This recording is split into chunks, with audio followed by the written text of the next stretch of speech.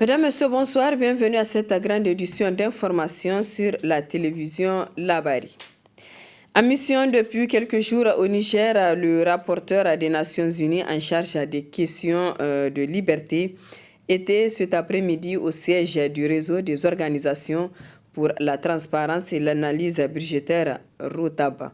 Cette délégation des Nations Unies a eu un entretien à huis clos avec les membres du ROTAB, avec à leur tête le coordonnateur. Suivant les explications d'un membre du ROTAB, Ilyassou Boubacara, sur cette mission. Il est venu faire la situation des respects des libertés par l'ensemble des autorités nigériennes, mais par-delà aussi des respects par les autorités nigériennes des engagements pris le monde entier en vue de pouvoir respecter l'ensemble des dispositions faisant corps avec les textes nigériens en vue de pouvoir permettre aux Nigériens d'exercer totalement et valablement les libertés telles qu'elles sont consacrées d'abord par la Constitution, ensuite un certain nombre de textes reconnus par les instituts, par les organismes internationaux, mais aussi par l'État du Niger. Donc c'est à notre honneur que la visite, que notre organisation, qui est le réseau des organisations pour la transparence d'analyse budgétaire ROTAB, reçoit cette haute mission en vue de pouvoir échanger sur des questions de liberté. Vous savez que nous sommes dans un contexte extrêmement difficile où depuis un certain moment au Niger, vous n'avez plus la possibilité de manifester.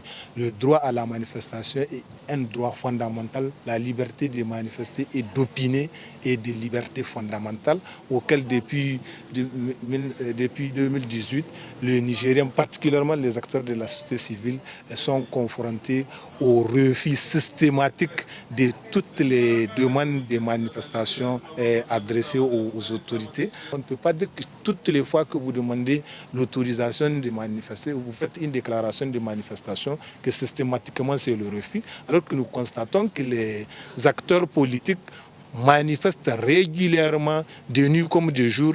Mais nous, en tant qu'acteurs de la société civile, nous sommes confrontés au refus systématique à chaque fois que nous demandons les autorisations de manifestation. Donc tous ces cas-là vont être révélés au rapporteur spécial avec lequel on aura des discussions et ça ne va pas s'arrêter là. Il va rencontrer tous les acteurs.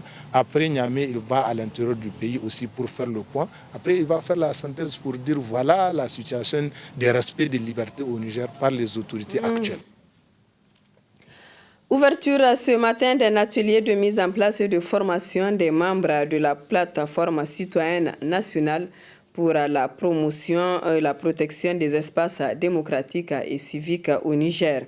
Cet atelier vise à mieux structurer l'apport de la société civile dans la promotion et de la protection des espaces démocratiques et civiques dans notre pays. Le compte-rendu avec Nafissa Zakou et Abdel Nasser Seydou. Organisé par le Mouvement pour la promotion de la citoyenneté responsable MPCR, avec l'appui technique et financier du Haut Commissariat des Nations Unies aux droits de l'homme, HCDH, le présent atelier vise la mise en place et de formation des membres de la plateforme citoyenne nationale pour la promotion et la protection des espaces démocratiques et civiques au Niger. Cet atelier revêt une importance capitale pour le Niger. Conformément à nos objectifs et au regard du contexte actuel de menaces et de graves risques qui pèsent sur les espaces démocratiques et civiques dans notre pays, nous avons décidé de créer et mettre en place des plateformes citoyennes de réflexion et d'action, tant au niveau national que local, pour contribuer à en assurer la promotion et la protection dans la mesure du possible. C'est pour cela que nous avons envisagé, à l'occasion de cet atelier, la mise en place de la plateforme citoyenne nationale dans un premier temps à Niamey, et par la suite, nous passerons au niveau des autres régions, départements et communes, dès que possible. Ces plateformes citoyennes seront des véritables outils d'opérationnalisation des objectifs que nous poursuivons en matière de promotion et de protection des espaces démocratiques et civiques. L'espace civique est l'environnement qui permet à la société civile de jouer un rôle dans la vie politique, économique et sociale de nos sociétés. Plus particulièrement, l'espace civique permet aux individus et aux groupes de contribuer à l'élaboration de politiques qui affectent leur vie, notamment en accédant aux informations, en instaurant un dialogue, en exprimant leurs désaccords, en interpellant les autorités, en contribuant à l'évaluation des politiques publiques, en s'unissant pour exprimer leur point de vue. Un espace civique ouvert et pluraliste qui garantit la liberté d'expression et d'opinion, ainsi que la liberté de réunion et d'association, est indispensable pour garantir le développement et la paix durable dans un pays. Cette initiative qui contribuera à la promotion et à la protection des espaces démocratiques et civiques au Niger a été saluée par le président de la Commission nationale des droits humains, CNDH. Il s'agit d'une approche innovante qui vise à mettre en place une plateforme citoyenne composée d'acteurs de la société civile rompus à la tâche pour contribuer à la promotion et à la protection des espaces démocratiques et civiques. Nous osons espérer qu'à partir de la mise en place de cette plateforme citoyenne, des initiatives structurées d'action pour la promotion et la protection des espaces démocratiques et civiques seront entreprises conformément au texte en vigueur pour le renforcement de notre cadre démocratique et républicain.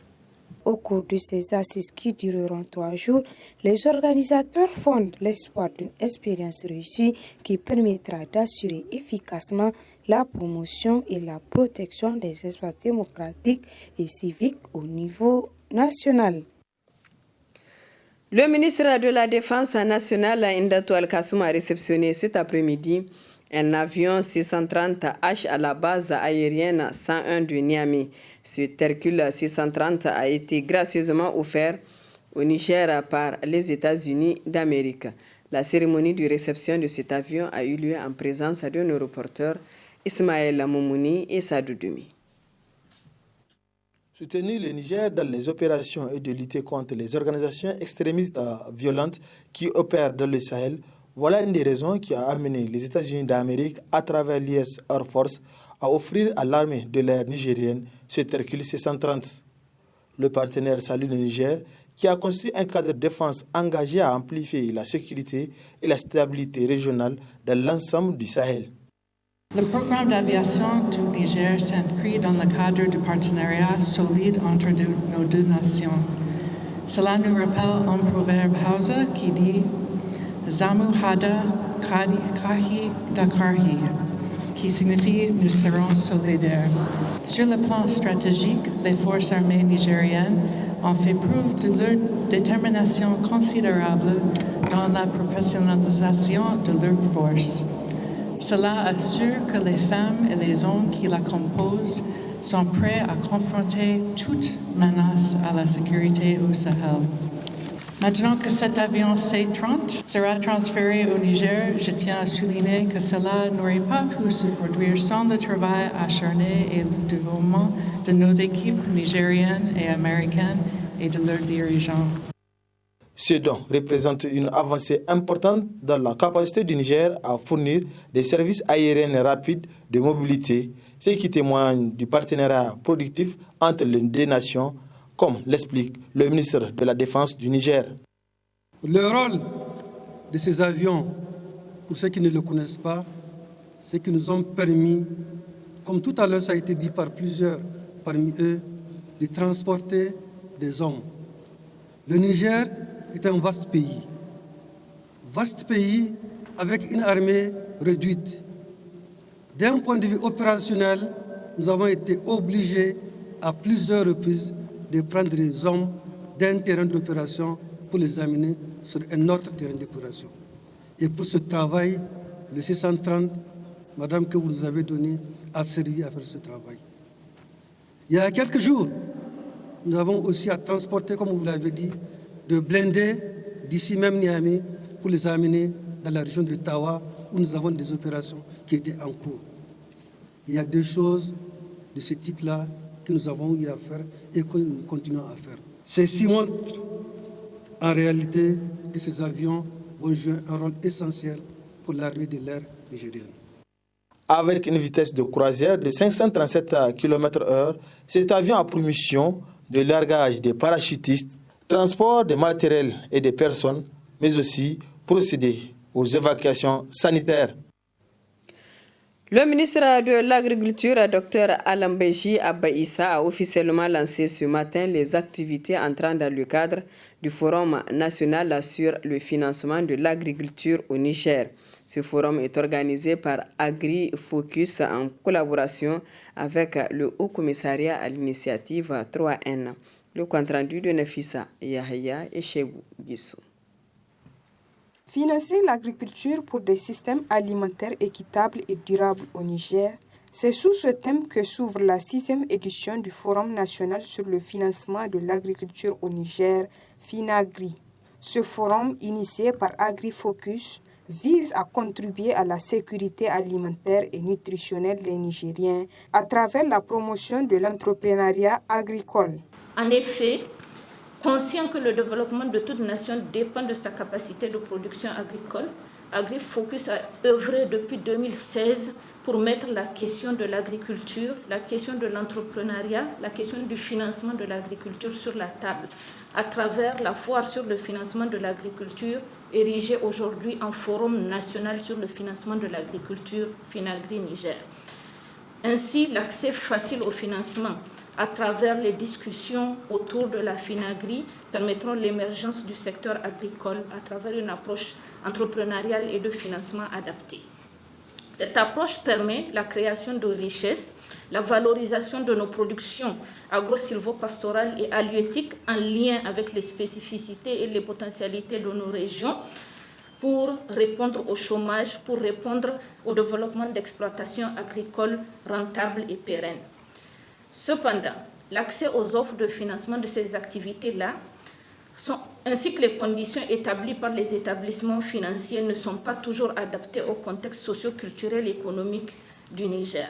Ce goulot d'étranglement n'est pas de nature à assurer l'émergence de nouvelles entreprises agricoles capables de relever le défi lié à la sécurité alimentaire et nutritionnelle du Niger, mais également au développement économique du pays. Une initiative saluée par le ministre de l'Agriculture en lançant les travaux de ce forum.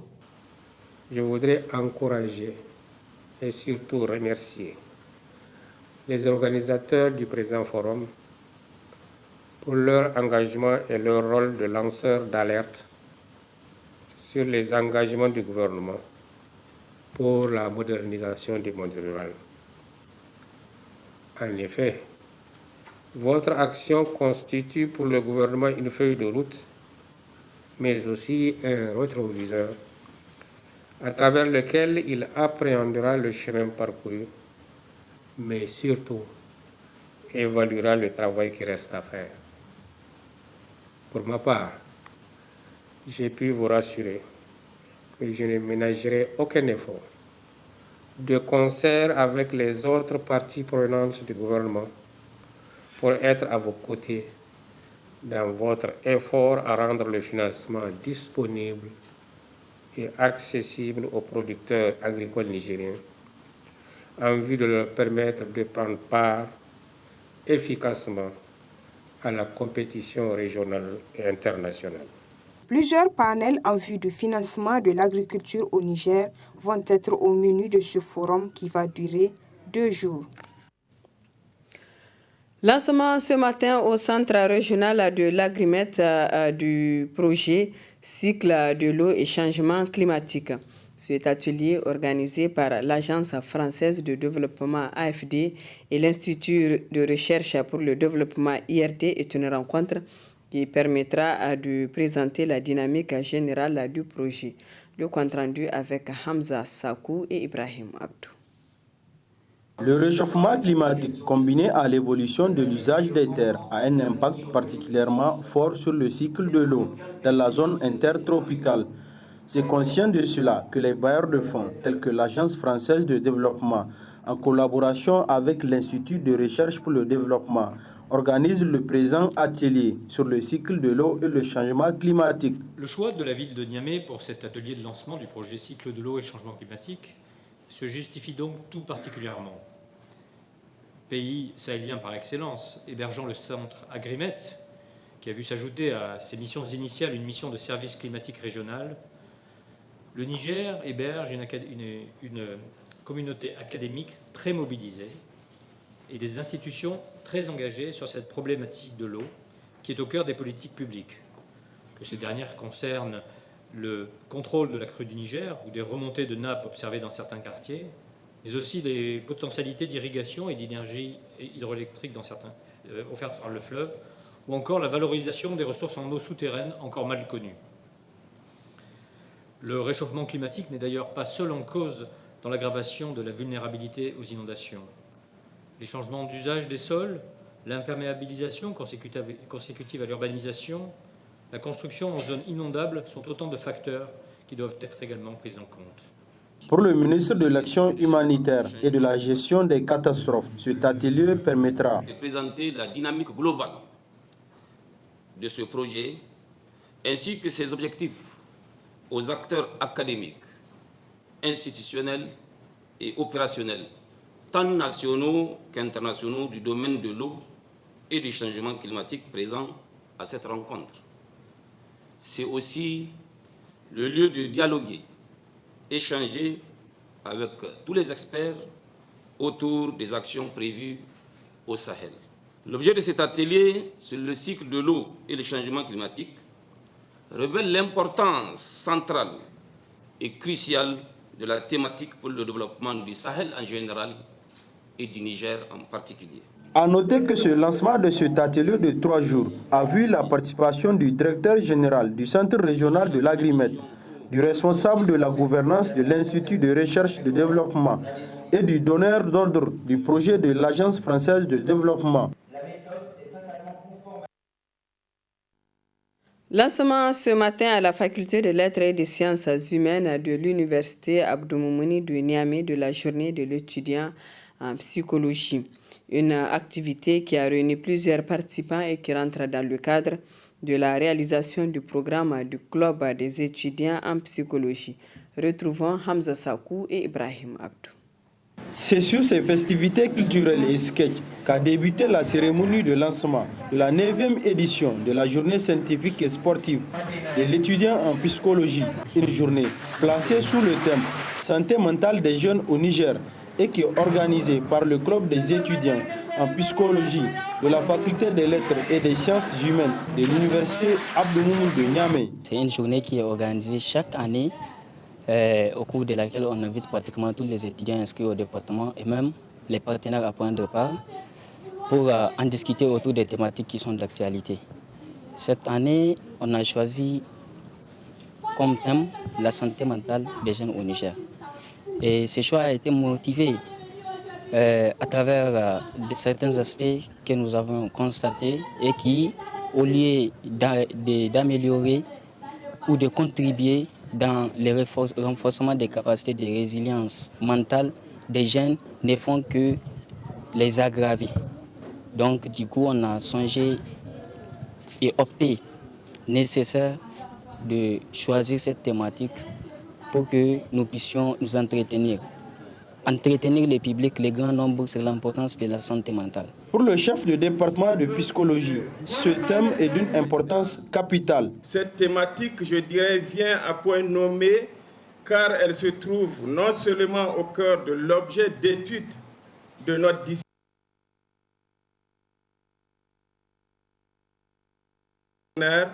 dont on ne peut que saluer l'intérêt pour nous à travers les étudiants. Cette thématique, je dirais encore, vient à point nommé car elle concerne non seulement la frange la plus importante de notre société, mais constitue aussi un problème de santé mentale plus ou moins mal géré dans ce pays.